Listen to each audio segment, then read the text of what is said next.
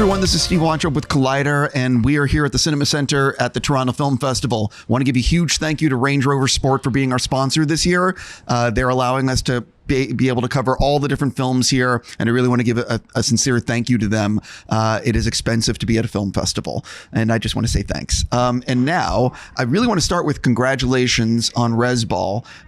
This is one of those films that I'm really, really happy that you guys are here. I think I hate always talking about representation, but it's really, really important. And this is a great story to anyway. Everyone watching will have not seen the film yet. So how have you been describing it to like friends and family? Yeah, I think the initial concept of the film was we always talked about it as sort of Friday Night Lights with basketball and natives. That's sort of the brief summary for it. Sure. Do you want to go? Oh, you know something? Let's stop. We'll go with that. And then for all of you guys, because again, no one has seen it yet, can you sort of talk a little bit about the character you play and actually what drew you to the project? Like, what was it about the script that said, "Oh, I need to be in this"? Yeah, I played Bryson Badoni, and Bryson, is a young Indian boy that is already a father. He's a young father. He's a lovable dude, but he's also he talks a lot of talk. And, he's a leader on the team. He's a leader, off the court as well. But what really drew me to Bryson and, his character in the script and everything was that all over Indian country, I see this character. Like I've seen this person before in real life. And in some realms of his life, I've also been this character before. And so I think for me, what really drew myself to Bryson was that, I've obviously seen myself in his shoes, and I've seen other people in his shoes. And so as an actor, I, was able to train myself to bring different aspects of people I've seen in my life as well as myself, and then just assemble into Bryson. Yeah, I play Jimmy Holiday, and he's a resilient kid from the Navajo reservation, and we see him sort of navigate difficult situations on and off the court. And ultimately see him, the challenges and the adversity that he faces, we see him, rise to the challenge. And what really drew me to this movie was when I first saw it on Instagram that it was going to be made. I knew that I really wanted to be a part of it, even if it was just as a background character, because I haven't really seen, besides Reservation Dogs at the time, I had never seen any contemporary Native films being made at this sort of level. And as far as the story and the scripts, when I read it for the first time, I was running around my room and I could visually see it. And I thought it was something that I knew I had to be a part of. Yeah, I can't imagine I want to hear your answers, but I can't imagine what it's like to see this announcement on Instagram and then the journey all of a sudden being like, oh, by the way, I'm going to be the lead. Yeah. Yeah, it was a roller coaster for sure. But luckily I had, Sydney Freeland, Angelique Midthunder, all these really supportive, pillars along the process. And they all believed in me and urged me to keep on going. And now luckily I'm here talking to you and I'm on this couch with all these beautiful people. So it's really amazing. Congratulations. Thank you very much. And continuing. I play Coach Heather Hobbs, former WNBA player that decides to go back to a reservation and help this team succeed.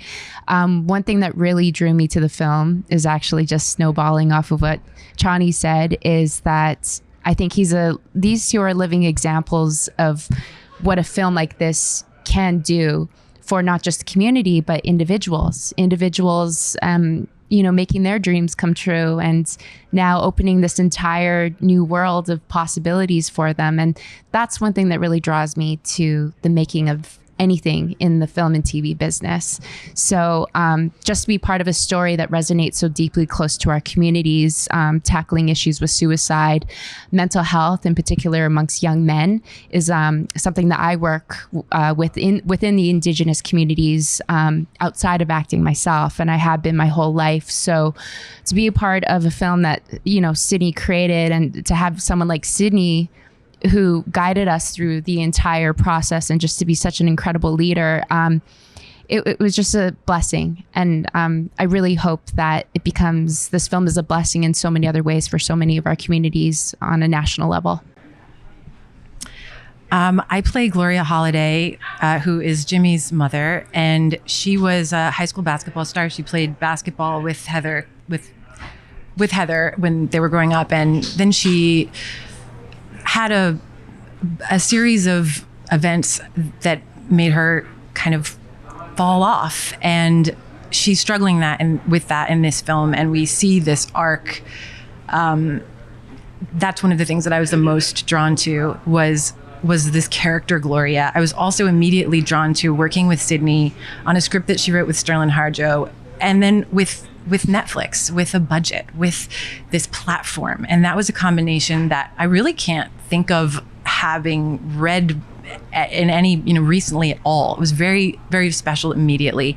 And then, Sydney gave me this opportunity to play something I've never played before, and a role that could have gone in a number of directions. And the way that she is written and her dynamics with her son, I've found so heartwarming and special. And I like when I read something and it touches me so deeply and I'm not sure why, that's when I'm really the most drawn to it, because then I get to find out why. And what you were just saying, Jessica, about showing people examples of what they could be that they didn't know before. I watched that happen making this film with these kids who came out, and that was the biggest takeaway for me, was literally getting to see that in front of my eyes, and it actually made me more hopeful and more excited and more invested in things that maybe I was a little cynical about from having been around for a little while. So I'm even more grateful and astonished by this project and everything that has come so far from it, and that will continue to come from it than I expected when I read it. Sydney, I definitely want to. One of the things that I love about the sports genre is that you are able to.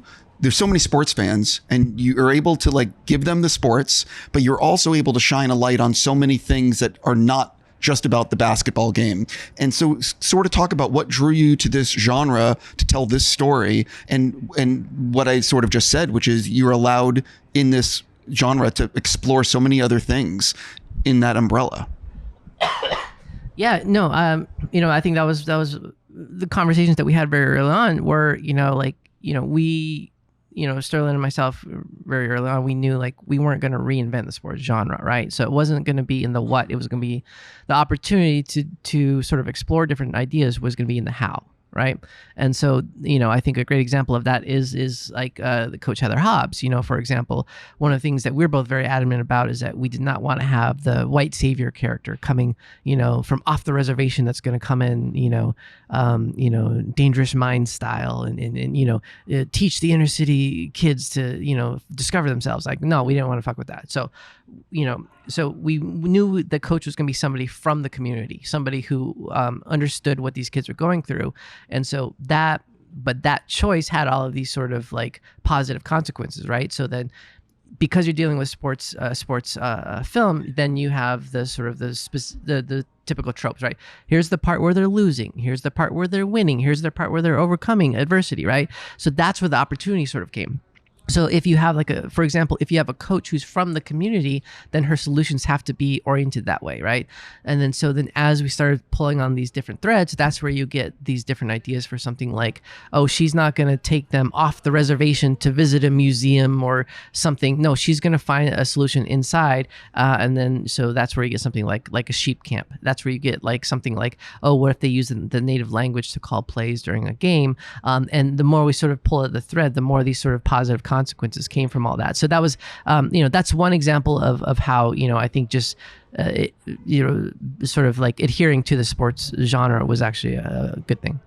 The other thing that's really cool is that you guys filmed on the Navajo Nation in New Mexico, which obviously is great for the community, shines a light, and it's just also, it's great. So talk a little bit about being able to film there, and for all of you, what it meant to actually film there and how the community embraced you in telling this story. Yeah, well, I mean, I think for myself, that's, I grew up there. I played Rez Ball. I played basketball. I was not very good, but I played.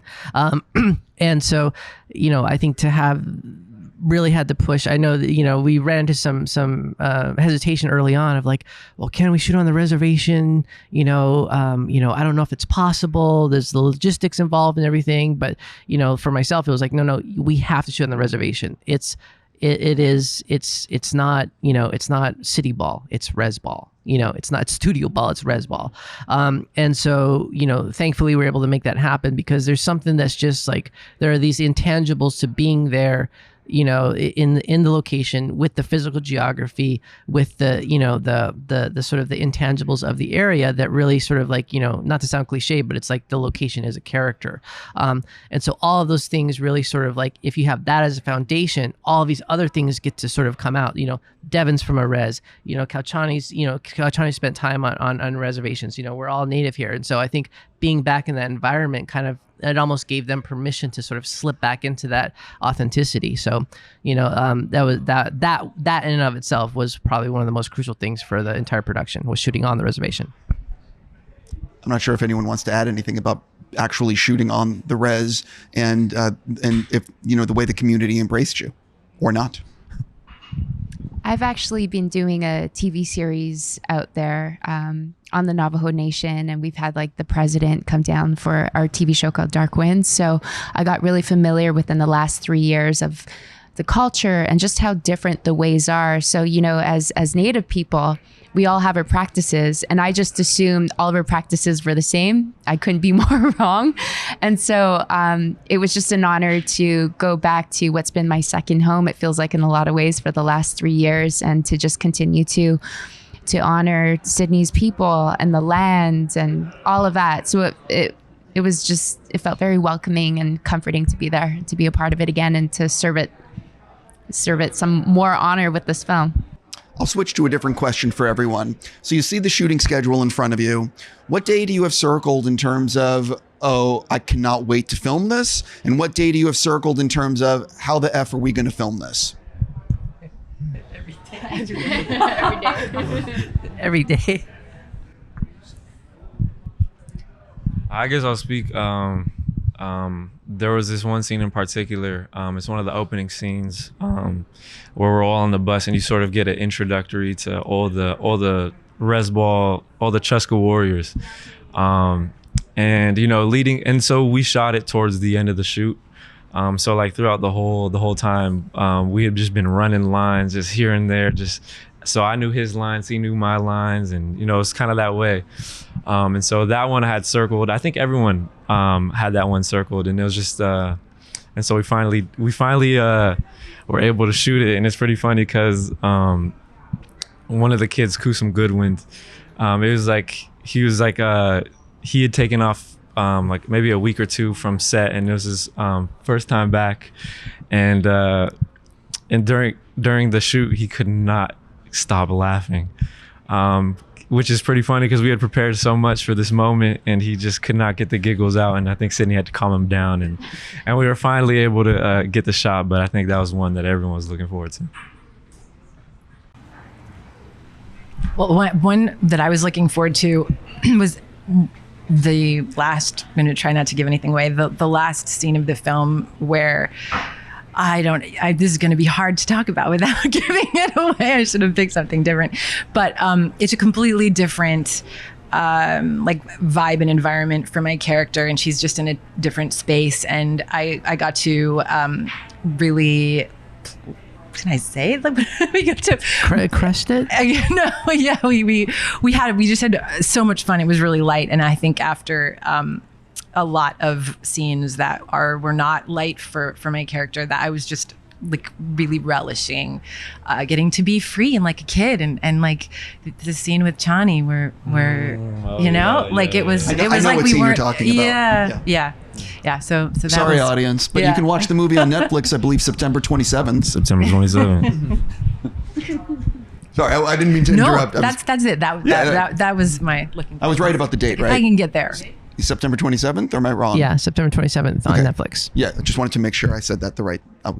Yeah, I think I think one of the things too was just like, you know, we had a very sort of a contracted schedule, you know, so there were days when we were doing 1, 2, 3 location moves in a single day, you know, with an already truncated, abbreviated schedule, and you know, these guys showed up and they showed out.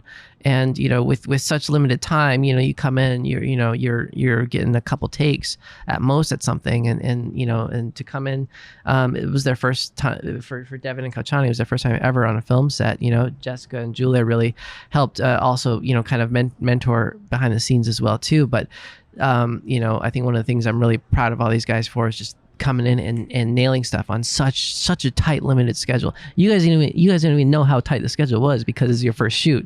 But yeah, you guys did amazing. Yeah, that was one of my favorite parts about this. Is one of my most fun experiences making a film, and it felt like an independent film. And when I find that sometimes when you have a limited amount of time, everybody has to innovate, and so things come up and things happen that you're not expecting, and it winds up going from like, you know, good enough or great to like, whoa, the ceiling's off. And I had that experience a couple times, at least on this film. And I think some of it has to do with having a bunch of people who are there because they want to be, and having like constraints, and everyone has to just come together and figure it out. And it's exhilarating. It makes it fun and exciting.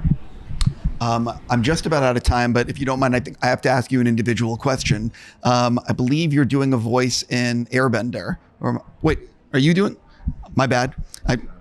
All I wrote down was on my note was Airbender. I'm so sorry. So talk a little bit about being able to be a part of that, because that's something that means so much to so many people. Yeah, I'm really What honored. character? I'm playing Katara, and Wait, yeah. did you not know this?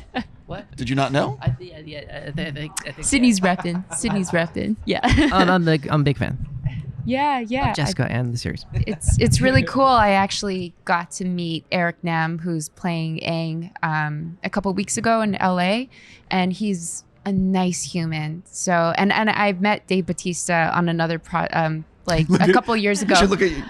In Toronto, actually. I met Dave briefly in Toronto just through mutual friends, and so he's a great guy too. So I'm really excited that it's just like a cast of incredible people, really kind. And I mean, that's what you want to do. You want to be working with kind, cool people on projects. So I'm looking forward to that. That comes out early next year. And I learned more about what Avatar, the Last Airbender was for people just by honestly booking this role. And yeah, I really just hope I serve it justice, and I hope people like what I do. Yeah, I just don't want to let anyone down. That's all. Yeah, it has a very passionate fan base. There is, I'm one of and those people. I love that. Oh, see? Wait, so did you know? No, when she told me that she was I think on set, when we were on set, she was auditioning for it.